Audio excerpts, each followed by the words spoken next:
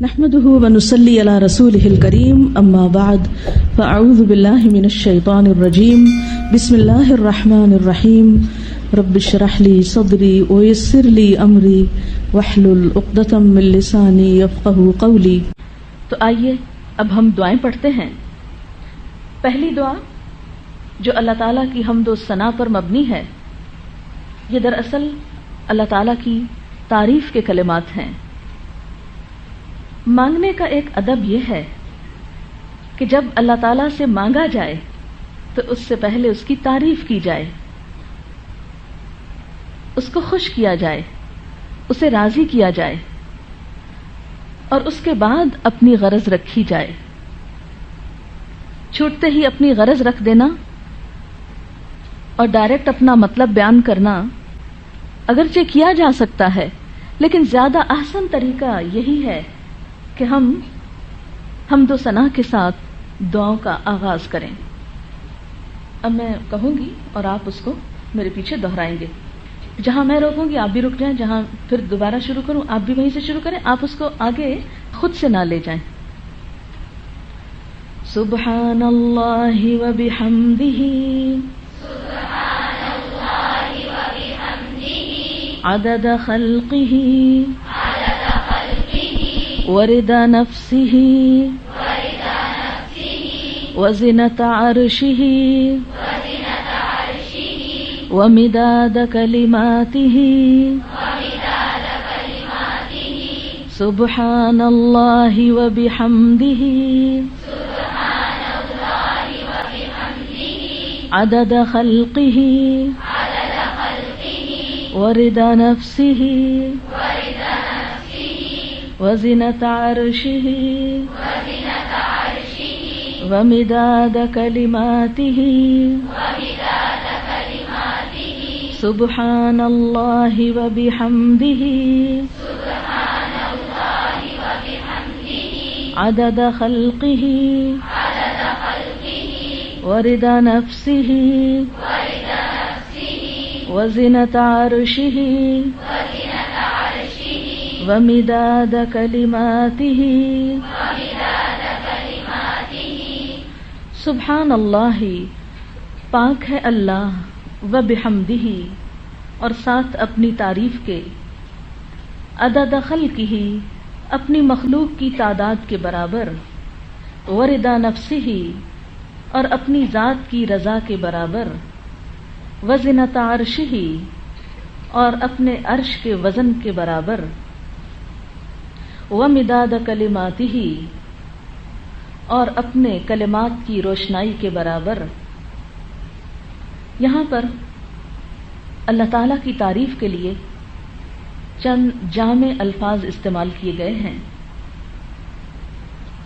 بندہ جب اپنے رب سے محبت کرتا ہے اور اس کی تعریف کرنا چاہتا ہے اور پورے دل کے ساتھ، تو بسا اوقات اپنے آپ کو بے زبان پاتا ہے، اپنے اندر الفاظ کی کمی پاتا ہے۔ پھر وہ سوچتا ہے کہ کوئی ایسا طریقہ ہو کہ کم سے کم لفظوں میں زیادہ سے زیادہ تعریف کر سکوں۔ نبی اکرم صلی اللہ علیہ وسلم کو اللہ تعالیٰ نے یہ صلاحیت بخشی تھی، ایک خاص خصوصیت بخشی تھی کہ آپ کم الفاظ میں زیادہ بات کہہ سکتے تھے۔ آپ صلی اللہ علیہ وسلم نے فرمایا، انما اوتیت جوامع الکلم، کہ مجھے جامع بات کہنے کی صلاحیت بخشی گئی ہے، یعنی تھوڑے لفظوں میں بڑی بات۔ تو یہاں ہم دیکھتے ہیں کہ اللہ تعالیٰ کی تعریف بیان ہو رہی ہے، لیکن کتنی؟ مثلاً ہم بعض اوقات تسبیح پڑھتے ہیں، 100 دانوں کی تسبیح ہوتی ہے یا انگلیوں پہ پڑھتے ہیں، تو وہ گنتی ایک طرح سے ختم ہو جاتی۔ تو یہاں تسبیح کے لیے کس چیز کی گنتی اختیار کی گئی؟ عدد خلقہ، جتنی اس کی مخلوق کی تعداد ہے۔ کتنی ہے؟ گن سکتے ہیں؟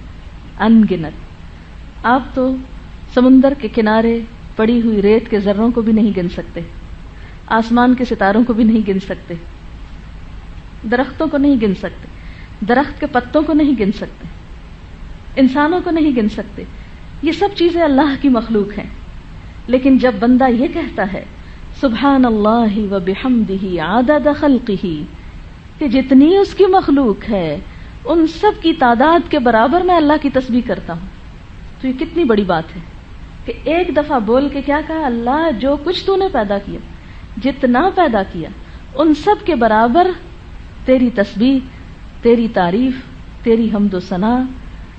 تو یہ کم لفظوں میں اللہ کی تعریف کرنے کا ایک خوبصورت طریقہ ہے.